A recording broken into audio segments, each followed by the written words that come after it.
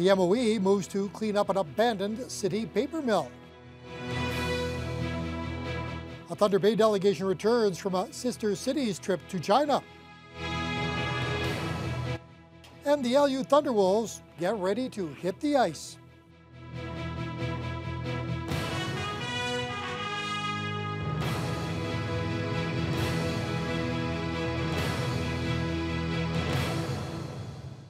Good evening and thank you for joining us. The Ministry of Environment has set in place some strict deadlines for the cleanup of an idled Thunder Bay mill. The MOE has been working to get Superior Fine Papers to decommission numerous areas around the Kern River Mill since 2011. There is now an estimated price tag to conduct that work. The documents also appear to show millions of dollars are still owed to the province by the mill owners. Dennis Ward has the details. The Ministry of the Environment first raised concerns about this mill in July 2011. Superior Fine Papers was ordered to immediately repair the lagoon to prevent sludge and wastewater from entering Lake Superior. The MOE pegs the cost of that work at $1.6 million and wants it complete by December 1st. Inside the mill are also numerous chemicals the MOE wants removed.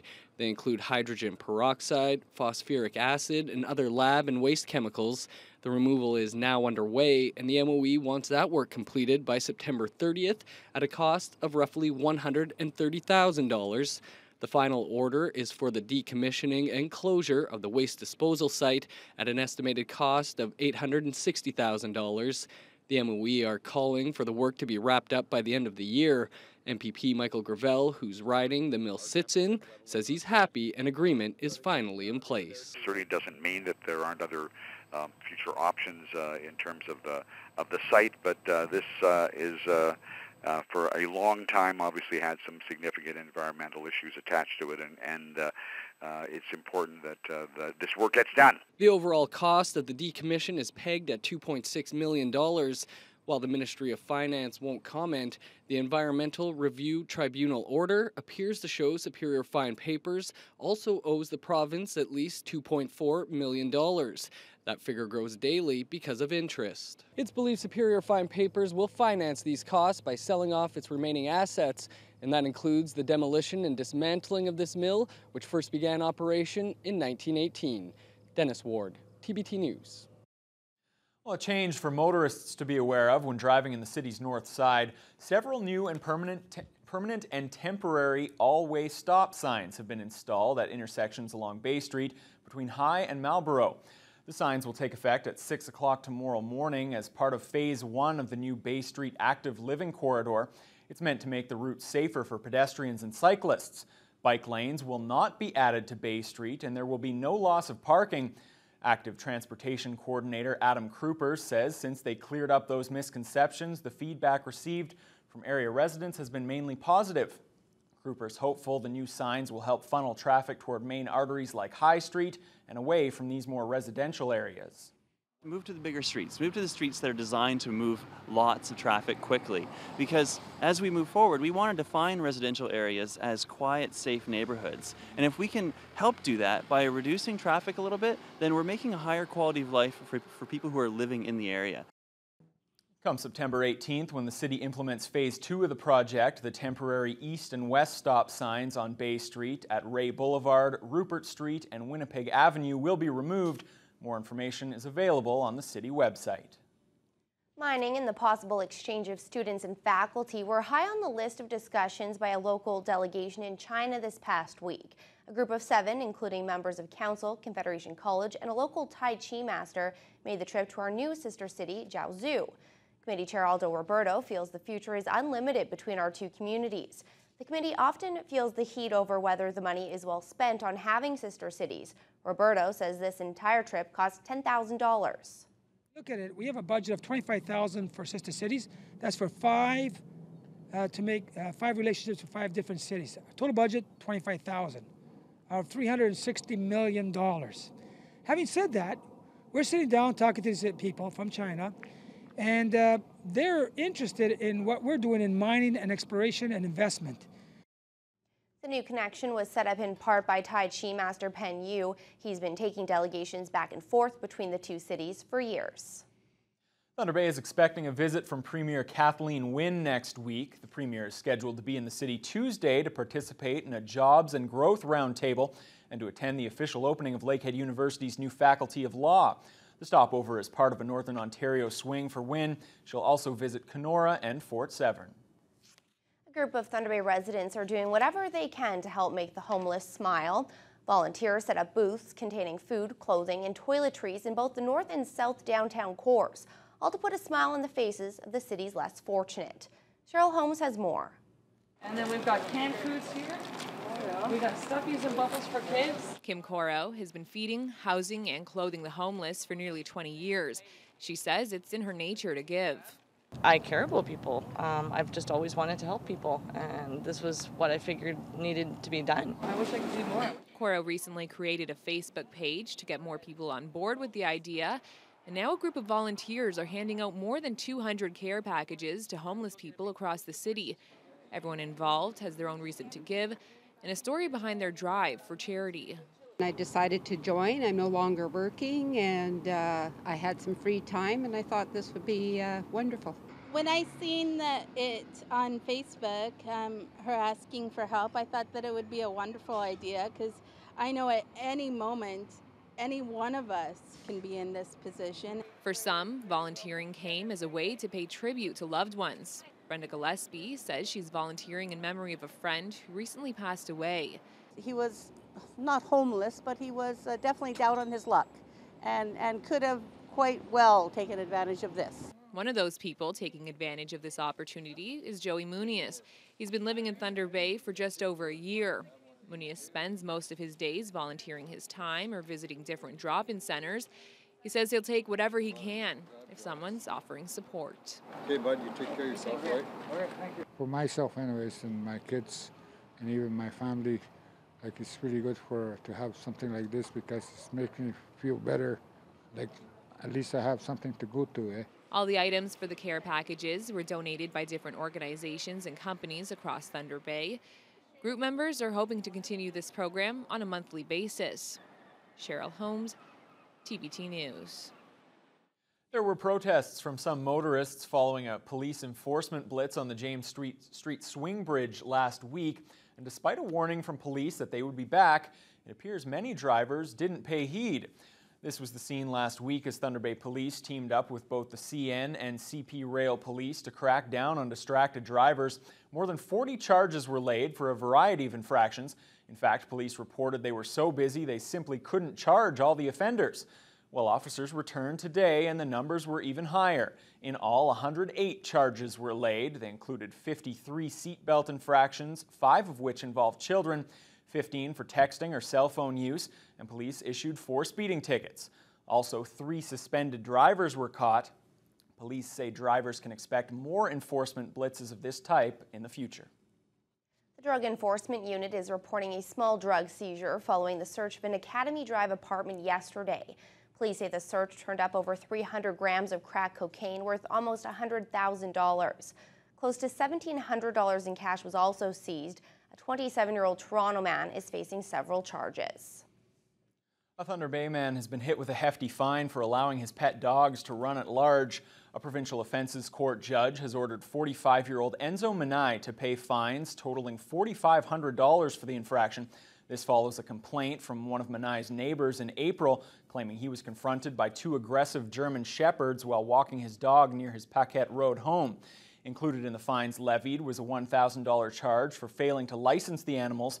Manai has also been ordered to keep the dogs in a pen when they're let out of the house.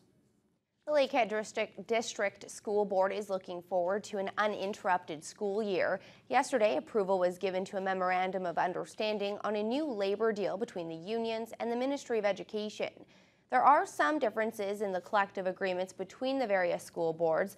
The main points affected locally include sick leave, unpaid days, and absences. After sweeping strike action last year, Director of Education Kathy Semenuk is just hoping for a year of labor peace. The penning of the MOU is a critical part to ensure labor peace. I also know that our trustees have a great deal of respect for our local employees, and I think by passing this or approving this, the appending of doing that, it certainly demonstrates that level of respect that they have for our employee groups. The new contract will stay in effect until August of next year. Well, how well can your child see? Most parents can't accurately answer that question, and it's one that's especially important when planning for back to school. Each year, less than 14% of Canadian children under age 6 have a comprehensive eye exam, despite the fact that an estimated 1 in 6 has a vision problem. Dr. Paul Savioli says this can impact a child's ability to learn, socialize, and participate in physical activities. The main concern is that we know that 80% of learning is visual, so we want to correct children's vision so that when they're in school, they're on a level playing field and learning to the best of their ability. Comprehensive eye exams are covered by OHIP and could have potentially make or break the school year for the little ones. The Ontario Association of Optometrists also leads a program that gives children entering kindergarten a free pair of glasses after their eye exam if needed. Teresa Spence has been re-elected to a second 3-year term as chief of the Attawapiskat First Nation. Spence received 214 of the 507 votes cast. She gained authority last winter for subsisting on fish broth and tea for 6 weeks as a form of protest during the rise of the Idle No More movement. The election went ahead Tuesday despite a call from the Congress of Aboriginal Peoples to postpone it until all off-reserve members had a chance to vote. The group says it was unfair to people who live outside the remote community that they were obligated to travel to the reserve to cast a ballot. Well, it was a day of fun, games, and food for the little ones. Once again, the Boys and Girls Club hosted their annual open house. Hundreds came out to participate in the festivities and enjoy the weather as summer begins to wind down. Nate Jones was there. How much fun have you been having today? More than I can say. So much fun. It would be fair to assume that was the case with just about all the kids at the open house. The inflatables are always a popular activity, whether kids are scrambling up the climbing wall or trying to knock one another off a perch in the ring. After a hot dog or two, it might be nice to beat the heat. Hey, did you know that they even have a slip and slide out back? No, I did not know that. Yes, the timeless slip and slide. What better way to cool down while still enjoying the beautiful weather? With temperatures hitting the high 20s, many were enjoying this summer activity. Boys and Girls Club Executive Director Albert Aiello says this is a great way to showcase the fall programs. We love to see youth participating in such activities and have facilities like we have throughout the city to keep kids off the street, keep them busy, keep them occupied.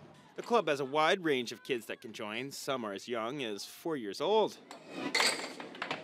So, what else have you been doing today? I went on the bouncy castle and I was doing backflips in the gym.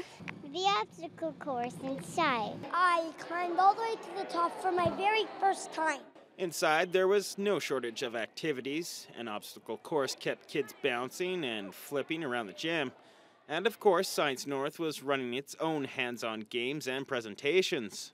The Boys and Girls Club in Thunder Bay has over 2,000 members, and a one-year membership is just $10. Nate Jones, TBT News.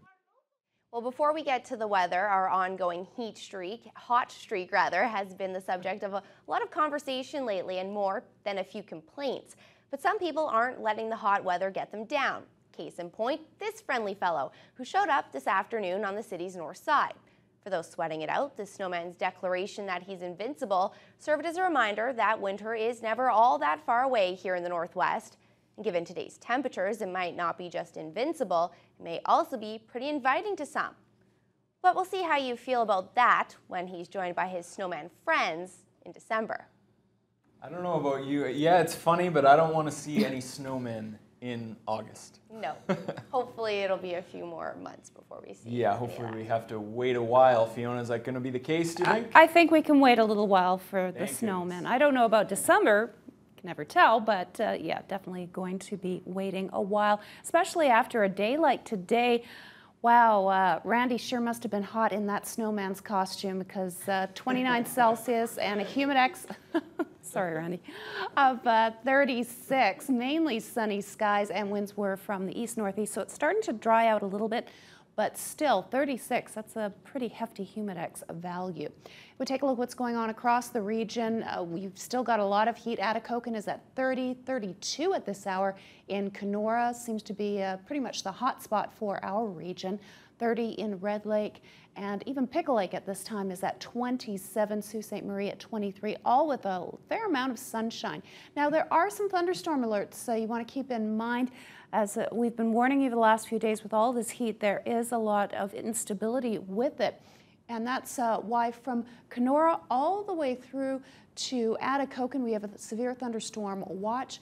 Dryden north into Sioux Lookout and eastward to Lake Nipigon, we have a severe thunderstorm warning in effect, which means as you see these red areas, that's where it's a little bit more imminent. So far seems to be avoiding Thunder Bay, and tonight we're looking at a low 14 with some thickening clouds. Seems kind of ominous. But right now we're just kind of in a waiting mode for the next 24 hours. There's the potential, but nothing really too serious to worry about. Winds will be light tonight from the north, 4 to 12 kilometers per hour. And as we head into Thursday, those strong storms are going to be pushing into the region. There's a heat wave behind it. We've got some cooler air from the north, and in between, our luck of the draw happens to be us. And as we head into the weekend, as the weekend progresses, looks like the jet stream is going to take a bit of a dip by the end of the weekend. So we may be back to more seasonal values, low 20s, high teens by about Monday. And there is the possibility of a thunderstorm or two for the long weekend.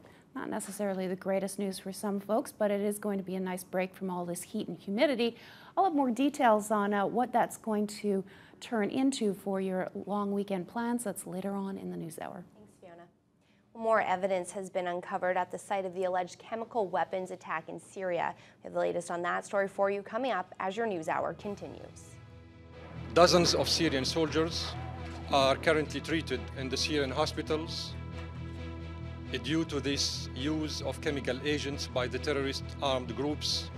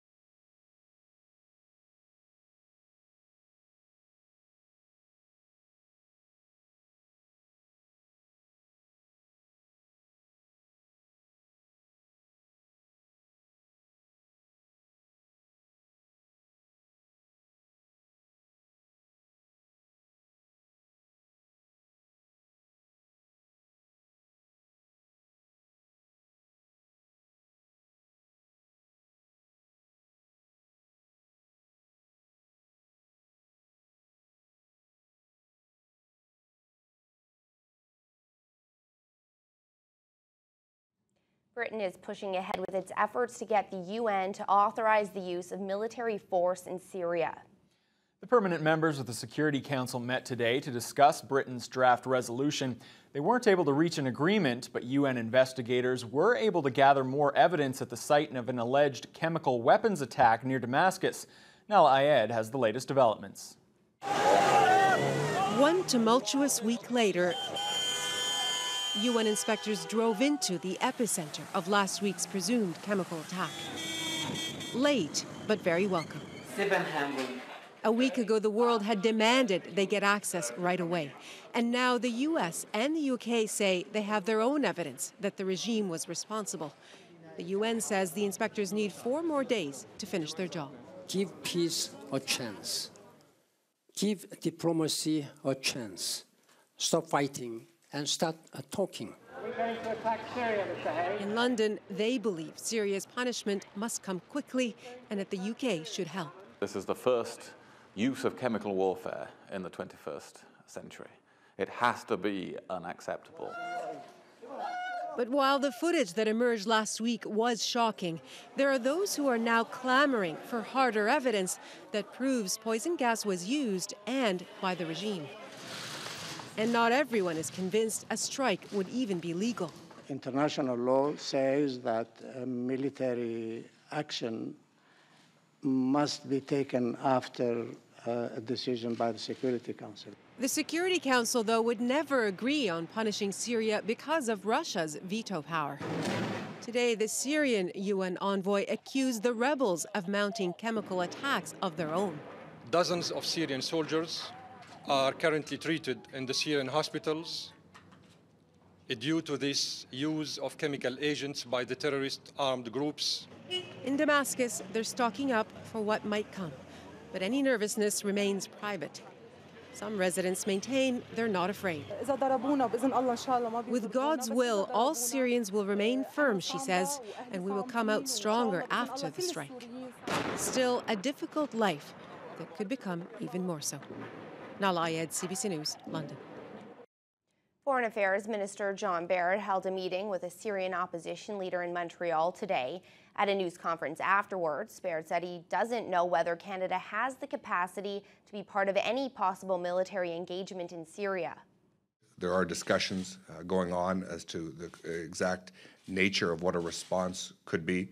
I think some have speculated in the media and elsewhere that it could involve cruise missiles or armed drones, neither of which Canada has. Obviously, we've had discussions with our American, British, French allies, amongst others. Our ambassador at the United Nations, Gil Roshinsky, is also working with colleagues. We'll let decisions be made before we know whether we have even the capacity to be able to contribute militarily. Baird says the federal government will look at the options for Canada in the Syrian situation before making any decision about recalling Parliament. It's a speech etched in the minds of Americans and many, many others around the world. 50 years ago today, Reverend Martin Luther King told thousands gathered for the March on Washington that he had a dream for justice. Paul Hunter reports. Keep that dream alive! Keep that dream alive! 50 years later, and they came to Washington to march again, toward the steps where he stood, to commemorate a speech for the ages. 4 words that changed this country. I have a dream today. Martin Luther King's call to action, fiercely delivered at the Lincoln Memorial on this day in 1963, challenged Americans to repair their country on an issue that had torn it apart: race. One day right there in Alabama, little black boys and black girls will be able to join hands with little white boys and white girls as sisters and brothers. I have a dream today. But the commemoration today also serves as a reminder there's still work to do. Though great strides have been made on civil rights in this country, in many ways, King's dream, 50 years later, remains a work in progress. We've got a lot of work to do, but none of us should be any ways tired. And so it was on those steps today, from Martin Luther King III to U.S. lawmaker John Lewis, who stood with King on this stage 50 years ago, the message: It's a different country now, but we still have a great distance to go before we fulfill the dream of Martin Luther King Jr.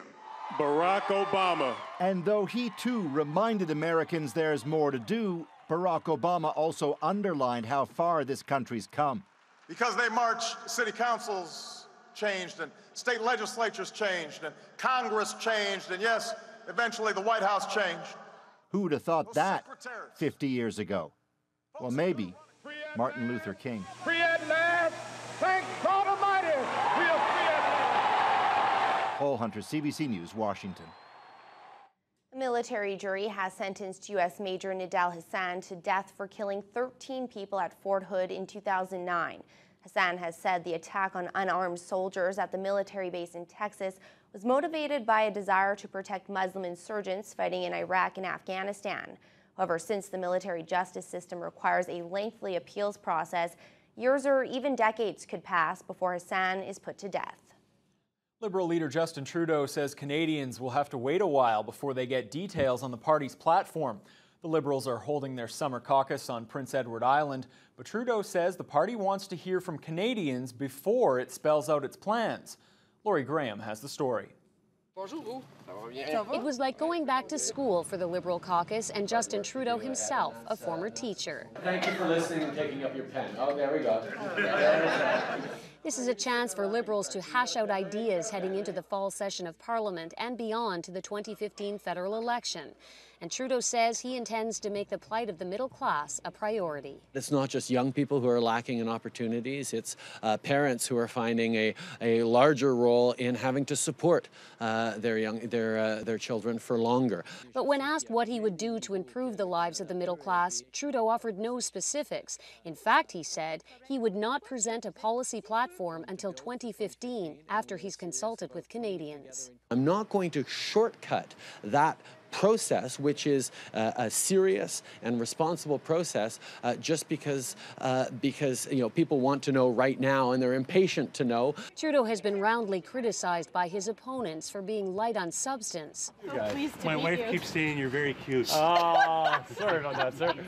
But he's running first in the polls, and many Canadians still seem willing to give him a chance, including longtime friend Stephen Bronfman, one of Canada's wealthiest businessmen. Bronfman raised over $2 million for Trudeau's leadership run. Now he'll fundraise for the party. Oh, the success will be whether or not we win the next election, which we will, and so that's how we gauge it. Money's a big part. The next session of Parliament is not scheduled until sometime in October, but Liberal MPs will be back in Ottawa in 3 weeks. Trudeau says he wants his team on the Hill in plenty of time to plot strategy. Lori Graham, CBC News, Brudenell. After a brief pause, consumer debt is rising once again in Canada. The credit reporting agency TransUnion says the average Canadian owes more than $27,000. That does not include mortgages. And you may be surprised at who is carrying the biggest burden. Angela McIver reports. Actually, I feel like I want to puke. Catherine Metzler doesn't hold back any punches when asked how she's dealing with consumer debt. All our lives, we've had to make adjustments. And now we're in retirement age, and here we are again, right back, almost back where we started. Several credit counselors I spoke with today say the transition from working full-time to retirement can be tough. Even seniors who have saved their whole lives often get stuck with high credit card bills they can't afford. Joe Wilkie sees those clients almost daily. He says senior debt is a growing trend. Going into retirement, they may have been working and having a certain income, and then now they're having perhaps a lower income coming in, and maybe the lifestyle, it's been a difficult adjustment. Another big factor hurting these red hatters, the cost of living. Every day you read the paper, something else has gone up. Either the water bill, the tax bill, the power bill, and we don't even want to think about what oil's going to be this winter. Also, with the senior, you get paid once a month. With no other income to rely on, many seniors resort to credit cards and bank loans, a decision that can carry a heavy weight. If you do take out a line of credit, they won't insure you, so that your family, when you're gone, they have to continue paying off your debt, which is something that none of us want Most people walking through Wilkie's door are already at wit's end. A consumer proposal is an option for them, and then if they don't have the ability to pay something toward the debt, then a bankruptcy is another option. Wilkie says it's an idea he unfortunately has been recommending more often. Angela McIver, CBC News, Halifax. Toronto Mayor Rob Ford is joining in the political reefer madness. Asked today whether he's used marijuana, the mayor laughed and said he's smoked a lot of it. The mayor has previously refused to answer queries from reporters about drug use since allegations surfaced that he was videotaped smoking crack cocaine. Ontario Premier Kathleen Wynne also came clean today that she puffed a little pot like her federal counterpart Justin Trudeau, but says she hasn't smoked a joint for 35 years. I'm sure this seemed like a fun idea at the time. Now a pilot is facing charges causing a stir in a Toronto suburb. Police say he buzzed the area in a single-engine plane on Sunday.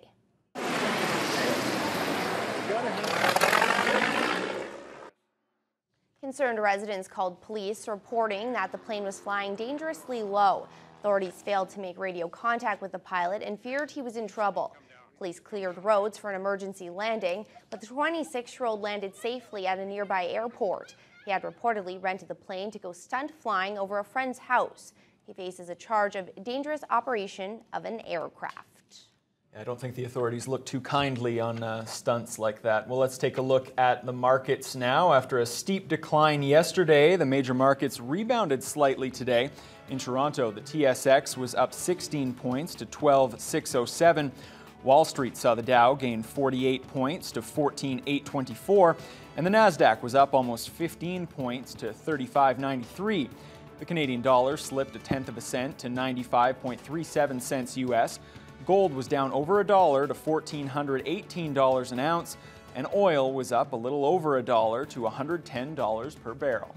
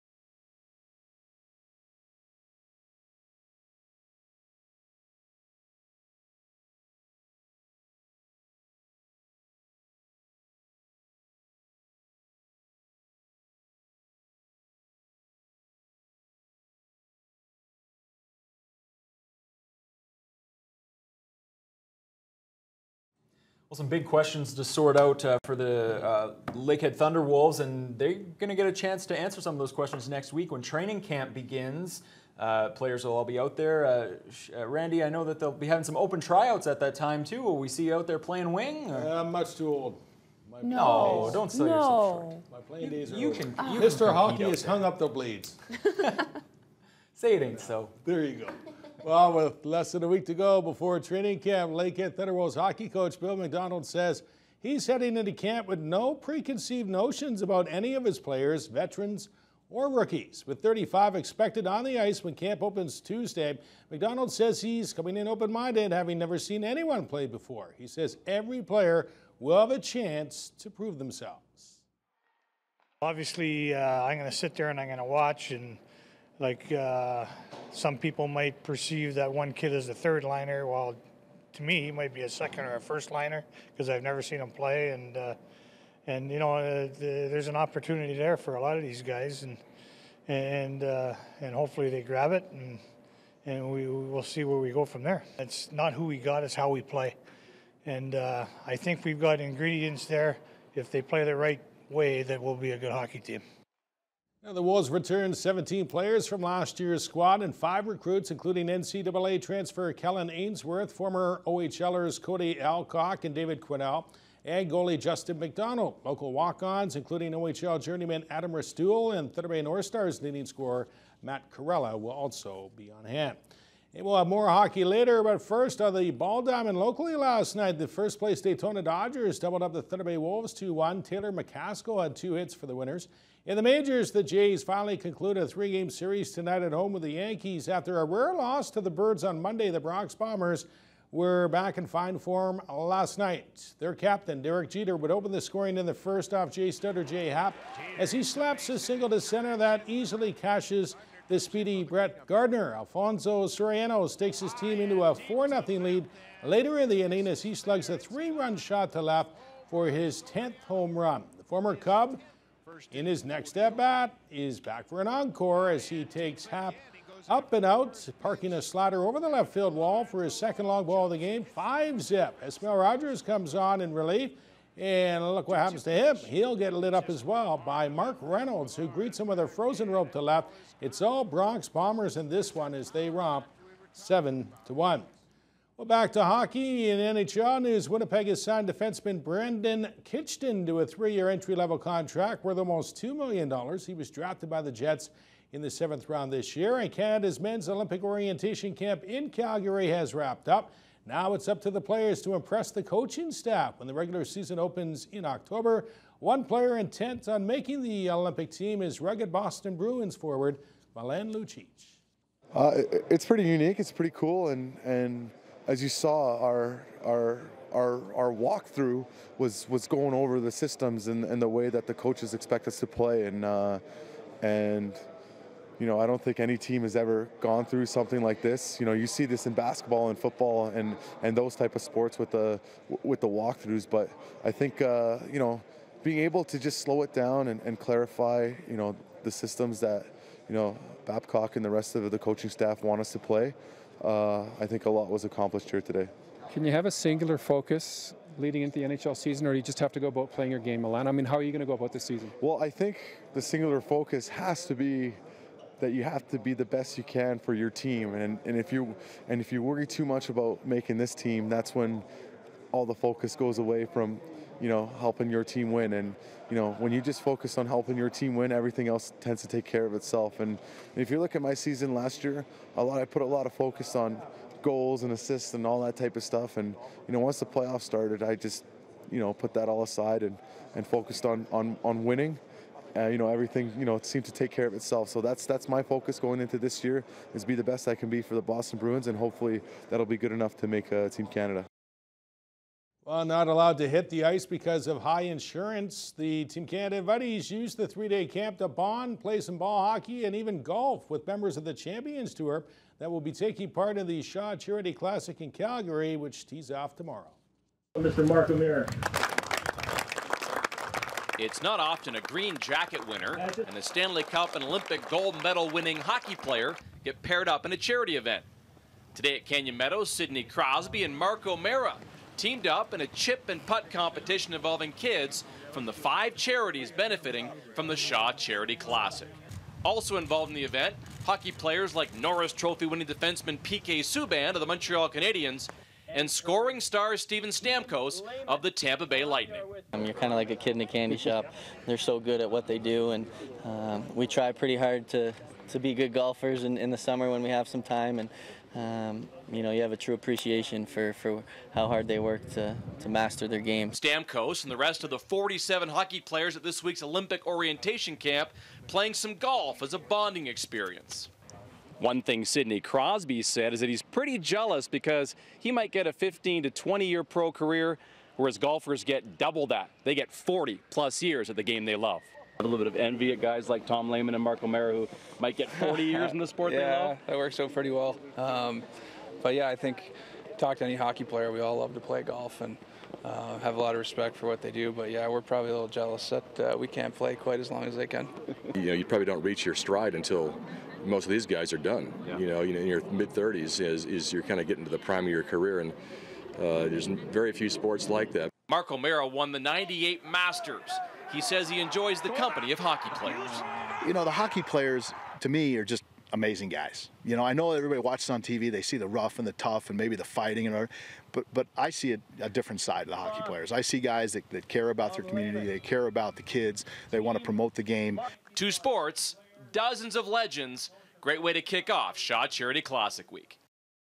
Well, as mentioned, Calgary will be hosting most of the world's top senior golfers later this week in a charity tournament.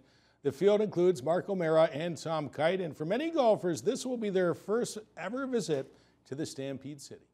A lot of anticipation about the event.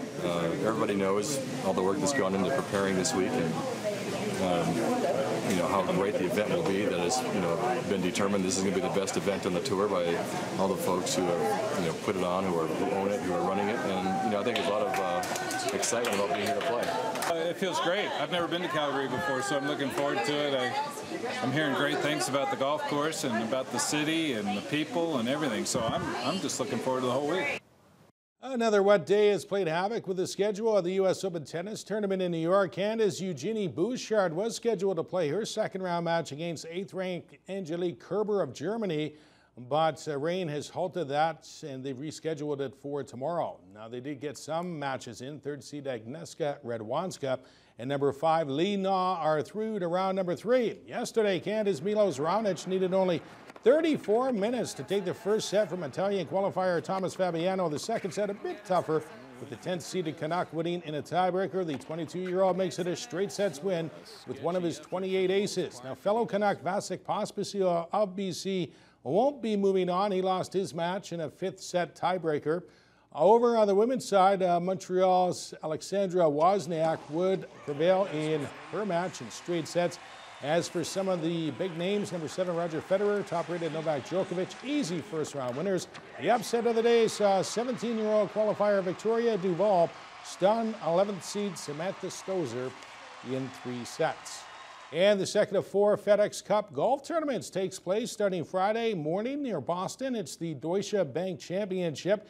Despite having a wonky back, Tiger Woods is expected to play. Rory McIlroy won it last year, and I think the reason Tiger's playing, well, whoever wins the FedEx Cup gets a $10 million check. I'd be out there. Ooh, yeah, no kidding. I'm not going to miss that. That's right. Yeah. All right, thanks, Randy. Well, we may be nearing the very end of the official summer, but cottage life continues on camp tonight on Global Thunder Bay. With more, here's Teletalk. Tonight on Global Thunder Bay, starting at 8, it's Big Brother, and the competition is hot for the power of veto. Then at 9 p.m., it's an hour of Happily Divorced. First, Fran tries to save a friend's marriage. Then at 9:30, Fran is torn between Elliot and Frankie, but someone else doesn't like her choice. And at 10 on Camp, Max stresses over her parents' arrival for the Harvest Moon Festival. Over on CKPR Thunder Bay at 8, a targeted dating site looks for a partner on Dragon's Den. Then at 9 p.m. on Republic of Doyle, why was Jake kidnapped and nearly burned alive? And at 11:35, George has sexy bomb girl Meg Tilly in the red chair. Teletalk is brought to you by Points, the traffic ticket specialists.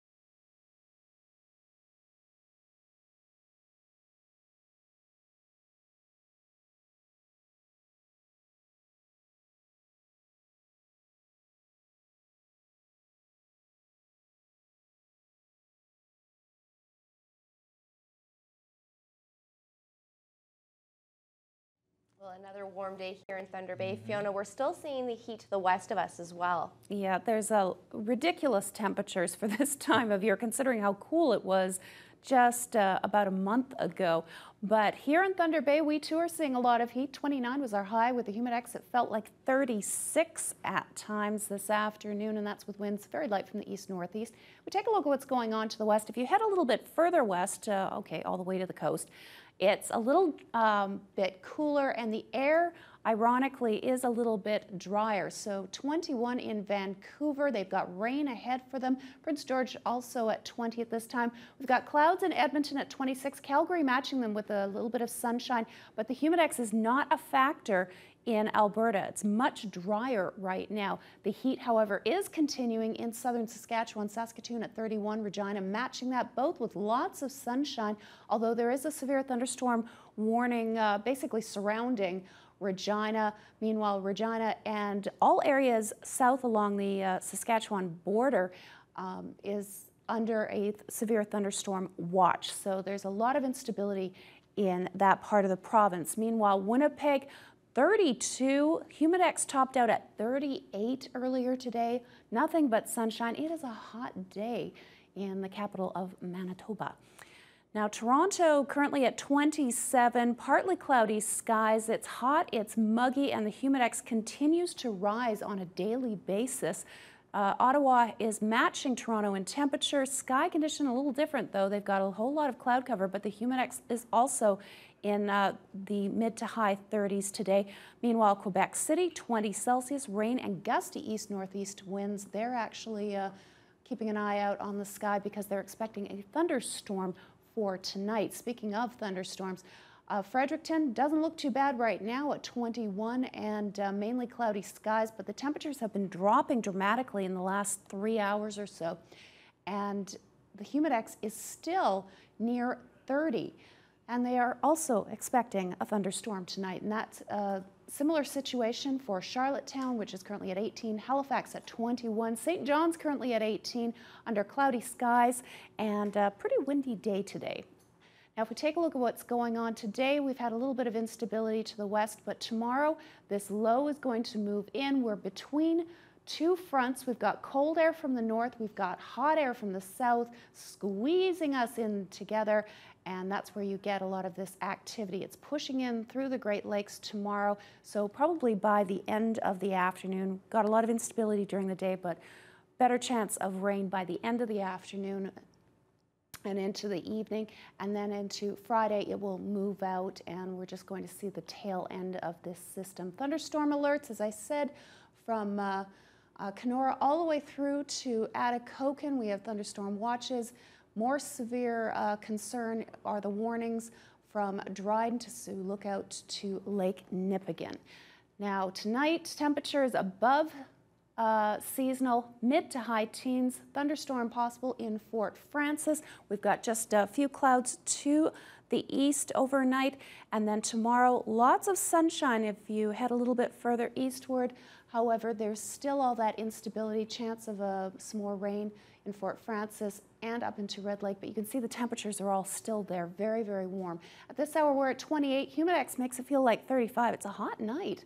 And tonight, a low of 14 with thickening clouds. If you're heading out on the course tomorrow, 16 to start the day. By noon, you're at 24, although the humidex will make it feel closer to 28. By late in the afternoon, still at about 24, but there is a risk of rain from about noon onward. And in fact, we start to cool off just a touch on Friday, 23 mix of sun and cloud, 24 on Saturday, 26 on Sunday, then your holiday Monday, boom, we're back to reality. 19 for Labor Day. Probably a good way to say goodbye to the summer. Thanks, Fiona. Well, after the break, we have a wrestling competition to show you with an interesting twist. Stay with us.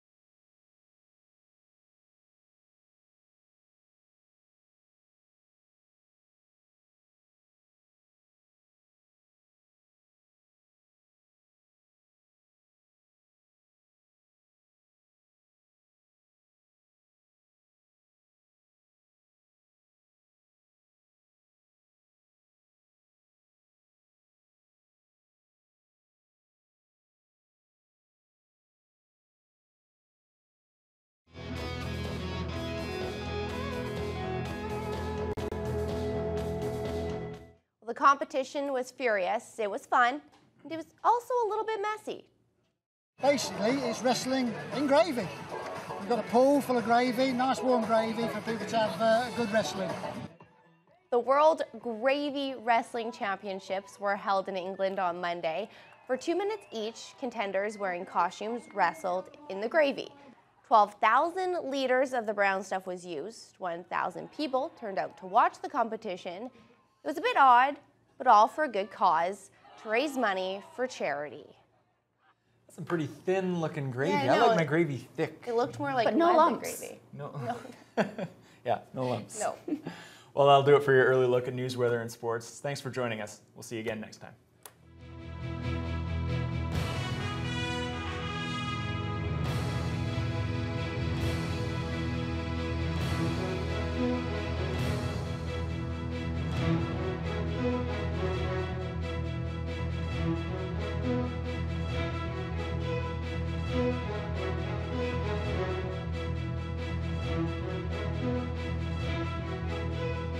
Thank you.